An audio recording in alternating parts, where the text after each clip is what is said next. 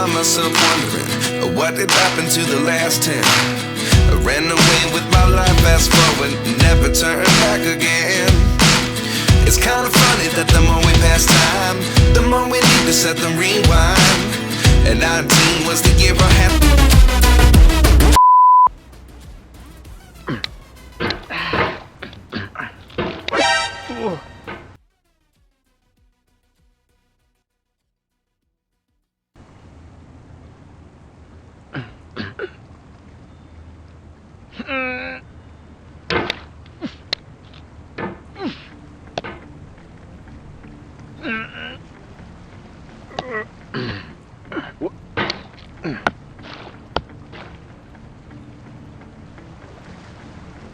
There's no feeling more intense than starting over.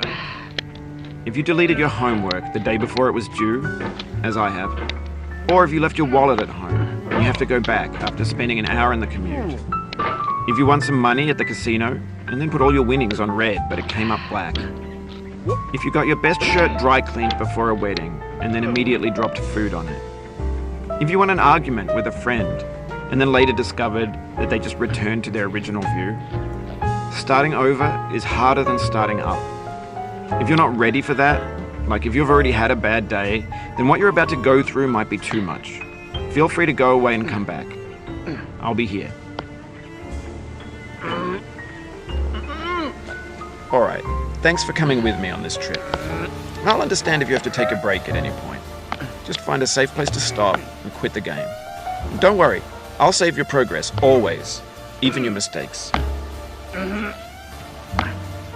This game is a homage to a free game that came out in 2002, titled Sexy Hiking. The author of that game was Jazzero, a mysterious Czech designer who was known at the time as the father of B games. And B games are rough assemblages of found objects.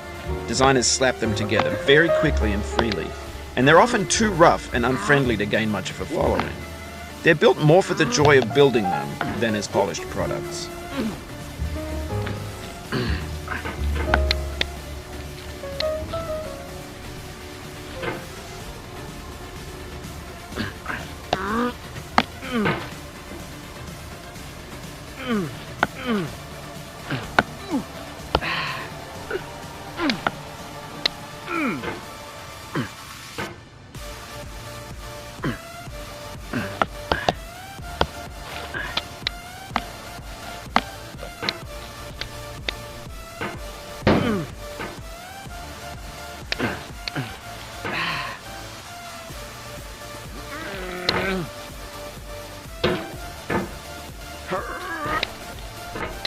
In a certain way, Sexy Hiking is the perfect embodiment of a B game.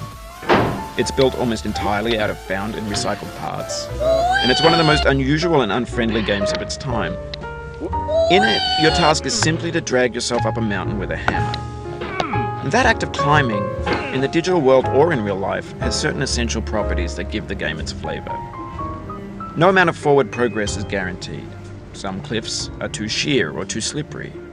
And the player is constantly, unremittingly in danger of falling and losing everything.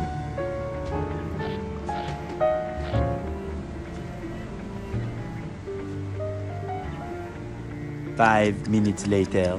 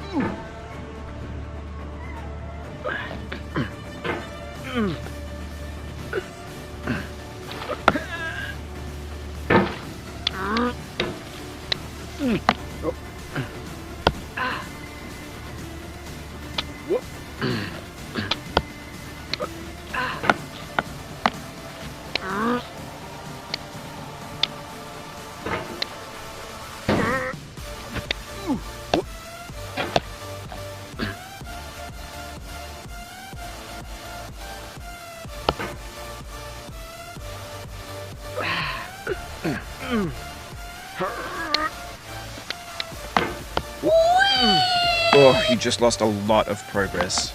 That's a deep frustration, a real punch in the gut.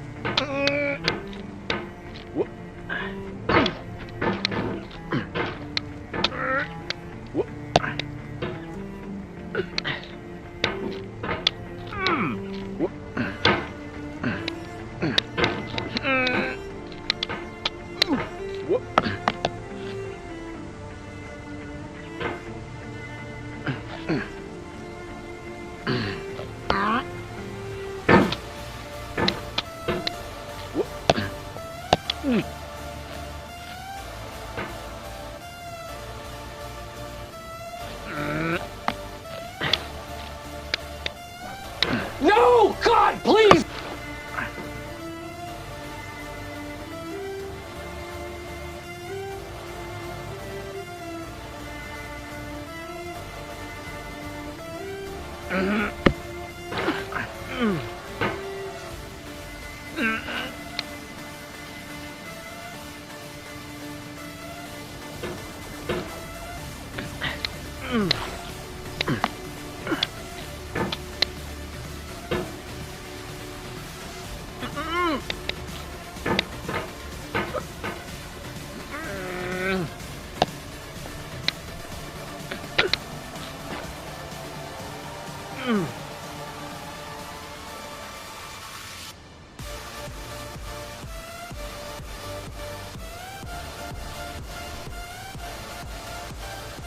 Anyway, when you start sexy hiking, you're standing next to this dead tree that blocks the way to the entire rest of the game. It might take you an hour to get over that tree, and a lot of people never got past it. You prod and you poke at it, exploring the limits of your reach and your strength, trying to find a way up and over. And there's a sense of truth in that lack of compromise. Most obstacles in video game worlds are fake. You can be completely confident in your ability to get through them once you have the correct method or the correct equipment or just by spending enough time. In that sense, every pixelated obstacle in sexy hiking is real.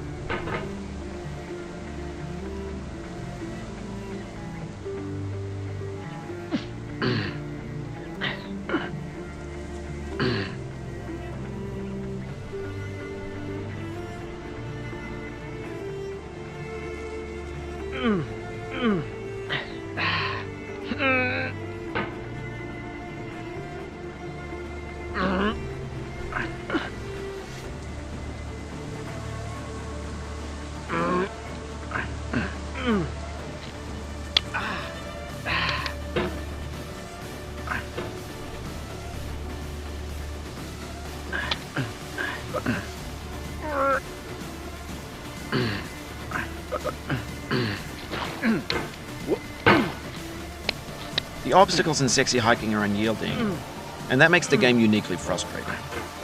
But I'm not sure Jazuo intended to make a frustrating game. The frustration is just essential to the act of climbing, and it's authentic to the process of building a game about climbing. A funny thing happened to me as I was building this mountain. I'd have an idea for a new obstacle, and I'd build it, test it, and it would usually turn out to be unreasonably hard. But I couldn't bring myself to make it easier. It already felt like my inability to get past the new obstacle was my fault as a player rather than as a builder.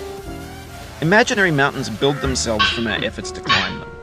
And it's our repeated attempts to reach the summit that turns those mountains into something real. When you're building a video game world, you're building with ideas. And that can be like working with quickset cement. You mold your ideas into a certain shape that can be played with. And in the process of playing with them, they begin to harden and set until they're immutable, like rock. And at that point, you can't change the world. Not without breaking it into pieces and starting fresh with new ideas.